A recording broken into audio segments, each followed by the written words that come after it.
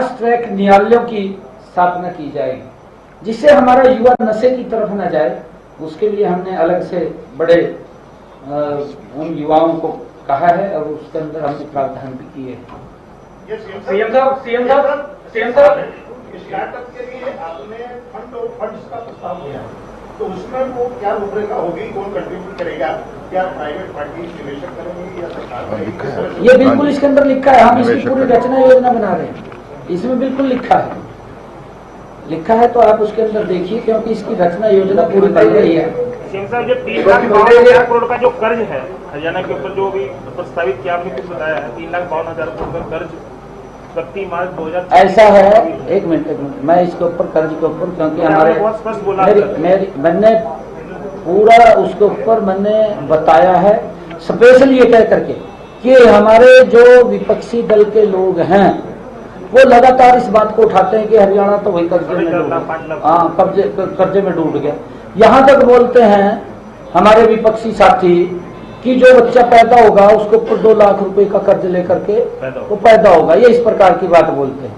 मैंने उनको बताया है कि 2014-15 में जब हमने प्रदेश की बागडोर अपने हाथ में ली थी, उस समय जो कर्जा प्रदेश के ऊपर था, उस कर्जे के अंदर हमने 2024-25 में कमी की है। आप देख लें, हाँ उसमें कमी हुई है।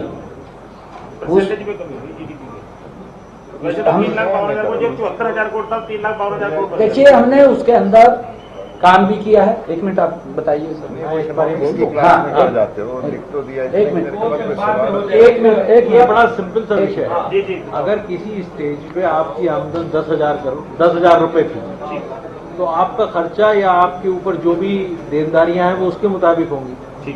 आज की अगर फर्ज करिए हमारी कैपेसिटी बढ़ गई, तो ये सारी रेशोज हैं, ये एब्सोल्यूट अमाउंट जब आप देखेंगे तो कंफ्यूजन है। अब आप एब्सोल्यूट अमाउंट देख रहे हैं कि जी 3,52,000, लेकिन आपको उस अमाउंट को देखना पड़ेगा कि वो कितनी परसेंटेज है हमारे जीडीपी का, या हमारे बजट साइज का कितने परसेंटेज है। उसी की FRBM एक्ट और finance commission of India limits उसी के लिए बढ़ाता है, और वो लिमिट्स में हमें हमेशा उससे बहुत नीचे रहते हैं। 32.5 से 26-18 पे आप देखें कितना नीचे। मुख्यमंत्री महोदय, इतना बढ़िया बजट आपने बढ़ा के पेश किया है, तो हमारे 2 सवाल हैं जनाब। एक तो इस बजट में आप जैसे हरियाणा किसानों का प्रदेश है, खिलाड़ियों का प्रदेश है, उसके बाद और जो युवा छात्र हैं उनके लिए क्या किया है कि उनको कुछ राहत मिले, जैसा कि अभी हिमाचल ने अपने बजट में कुछ राहत दी है किसानों को। पहला सवाल तो ये है।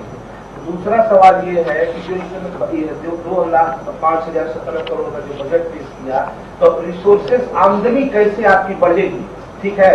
और ये है, और एक सर ये कह रहा है कि अभी तक आपका बजट का हम लोग को किताबें नहीं मिला पढ़ने के लिए। ये है आपका बड़ा बजट, किताबें नहीं मिला पढ़ने का, आपका सफेद कूलर साथ रखे।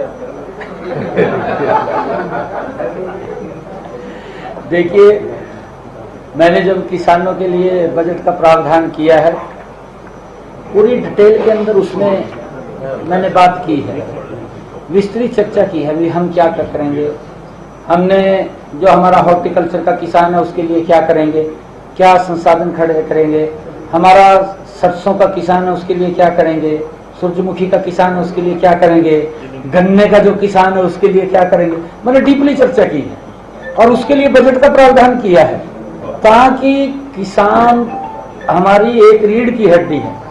हम लगातार किसान को सशक्त और मजबूत करने के लिए हमने यहाँ तक कि पराली प्रबंधन का भी, जो पीछे, या फसल डाइवर्सन का भी, अगर वो धान से दूसरी फसल लगाता है उसका भी पैसा हमने बढ़ाने का इसके अंदर प्रावधान किया है। अगर आप देखेंगे तो इसके अंदर 7 का 8 किया सर, जो टोटल 7 का 8 किया है, ये जो टोटल आप देखना चाह रहे हैं सबसे ज्यादा इसमें बढ़ाया ग्राम पंचायतों को भी दोगे 19% को बढ़ा है।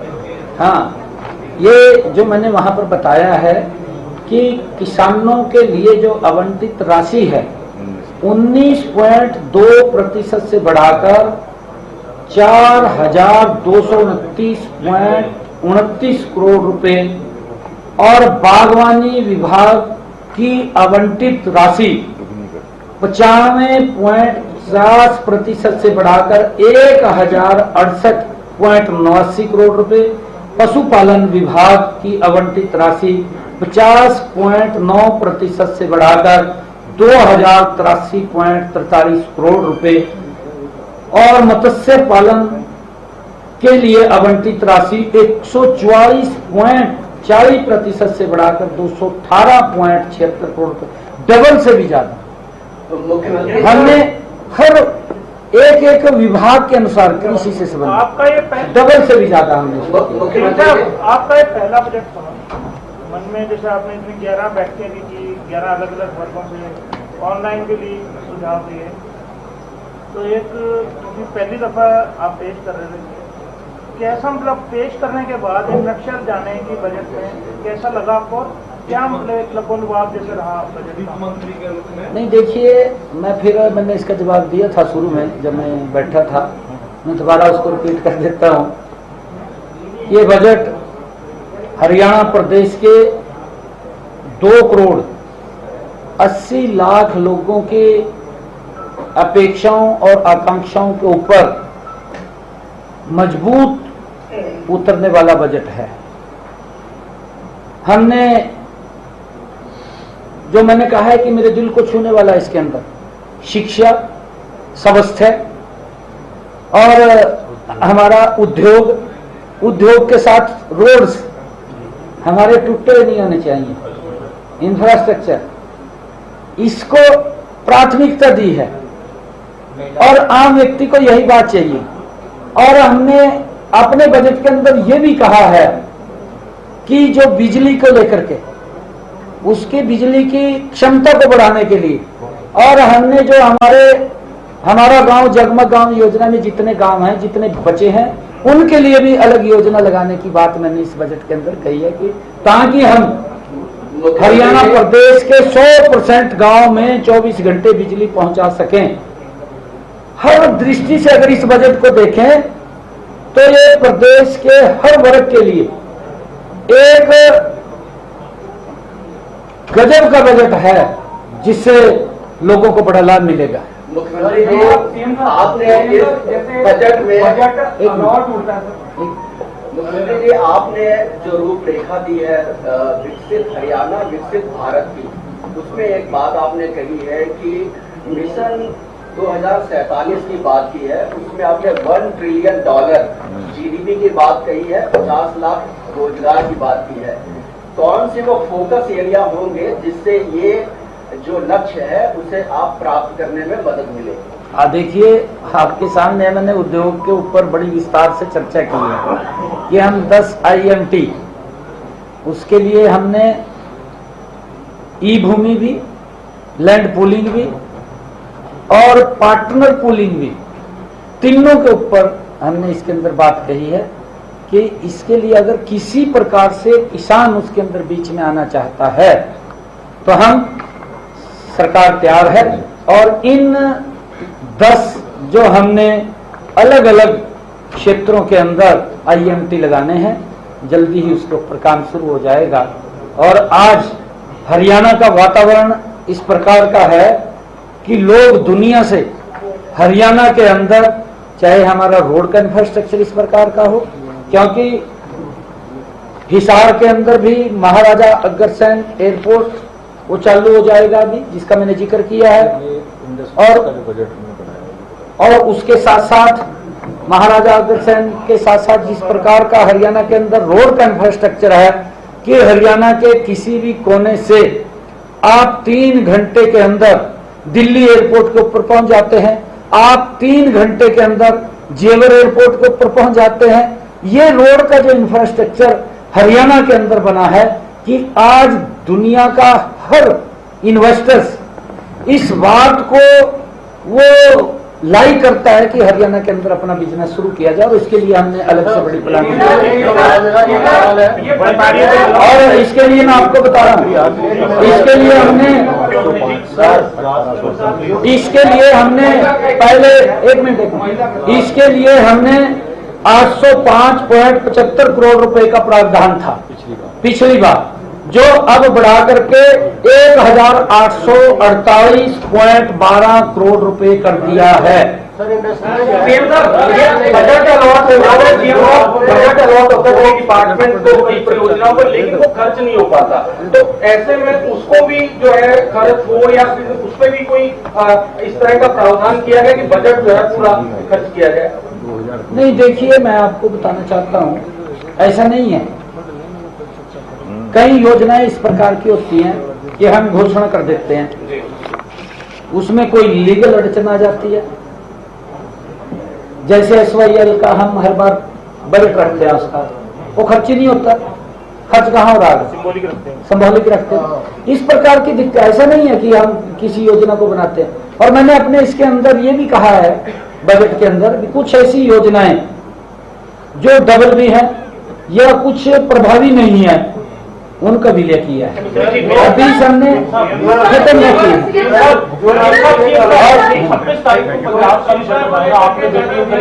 प्रावधान किया है, आपको लगता है कि पंजाब में इस तरीके का कोई प्रावधान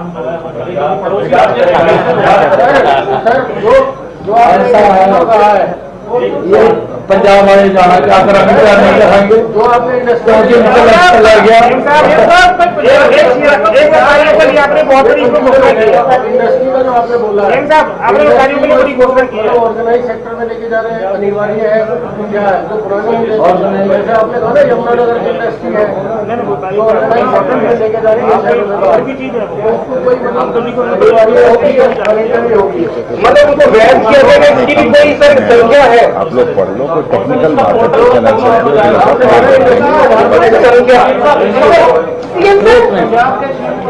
एक मिनट, आप माइक बंद करेंगे, 1 सेकंड बंद कर। हाँ, आप बोलिए, उनको बोलेंगे। सर पहले तो आपने बतौर वित्त मंत्री अपना पहला बजट किया, उसके लिए मुबारकबाद हो। सर आपका बजट पूरा भी नहीं हुआ था, उससे पहले ही विपक्ष ने निशाना साधना शुरू कर दिया। रणदीप सिंह सुरजेवाला ने कमेंट किया है, ट्वीट किया है कि झूठा जलावा है ये, खाली झोले वाला बजट है ये। तो क्या डर है, घबराहट है, क्या है? ये बिल्कुल घबराहट नहीं, क्योंकि मुझे खुशी है इस बात की, देश के यशस्वी प्रधानमंत्री नरेंद्र मोदी जी के नेतृत्व में पिछले 10 वर्षों में भारत ने गति से बदलाव आया है, और जिसकी चर्चा आम व्यक्ति भी करता है, उसका परिणाम ये बजट है। उसको तो छलावा लग रहा है, कम से कम वो ट्वीट करने से पहले, मैं तो बोलता हूं कि ट्वीट मास्टर है, ट्वीट करने से पहले उसने अपने 55 साल का कार्यकाल देख लेना चाहिए, 10 साल के साथ तुलना कर ले, वो करनी चाहिए नहीं करनी चाहिए। उसका 55 साल देश के ऊपर शासन हाउस के अंदर वो साझेदार भी रहा है कई बार, तो उसके ऊपर नजर डालनी चाहिए कि हमने भी बजट पेश किए हैं, किस प्रकार के बजट हुए हैं, देश में कितनी गति से विकास हुआ है। नरेंद्र मोदी जी के नेतृत्व के अंदर हमारी डबल इंजन, ट्रिपल इंजन की सरकार जब बजट पेश करती है तो उसके बाद तीव्र गति से काम होते हैं। ये छलावा नहीं है, उसको लग रहा है, वो गुगाया हुआ है। एक आखिरी सवाल ले लें जी, और भी आप इनको मत बोलो, बात करें रेवेन्यू डेफिसिट आपका जो 23-24 में था वो 11,880 करोड़ का था, और 2024-25 में ये 17,817 करोड़ था। इस बार के बजट में जो एस्टिमेट है वो 20,599 करोड़ का है। तो ये रेवेन्यू डेफिसिट क्यों बढ़ रहा है? इस पे कोई रोड मैप है आपका कंट्रोल? देखिए इस सारे आपके जो रेवेन्यू रिसीप्ट्स हैं उसका 39% सैलरी और वेजेस एक्सपेंसेस हुए। इसके ऊपर डिटेल के अंदर मैंने बात बताई है। अगर किसी भी माननीय पत्रकार महोदय को कोई भी जानकारी लेनी है हमारे अनुराग जी से, आप पूरी जानकारी ले सकते हैं। इसके अंदर मैंने सारा कुछ नीचे जलपान की व्यवस्था है, जलपान के लिए आप चलिए।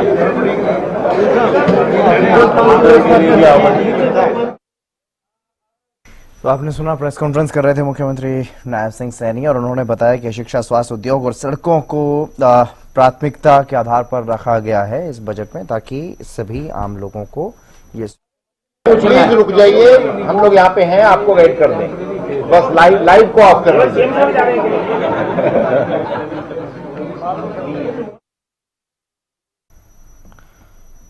तो हरियाणा बजट 2025-26 की अगर बात करते हैं तो उद्योग एवं श्रम के लिए उद्योग श्रमिक मैत्री कार्यक्रम शुरू करने की बात भी कही गई है और कुल 96.8 करोड़ का बजट जो है वो रखा गया है।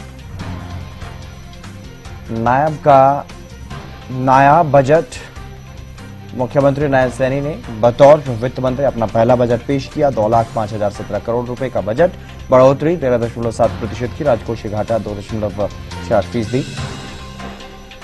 और बजट पेश करने के बाद मुख्यमंत्री नायब सिंह सैनी ने प्रेस कॉन्फ्रेंस भी की है। प्रेस कॉन्फ्रेंस में उन्होंने कई महत्वपूर्ण बातें कही हैं।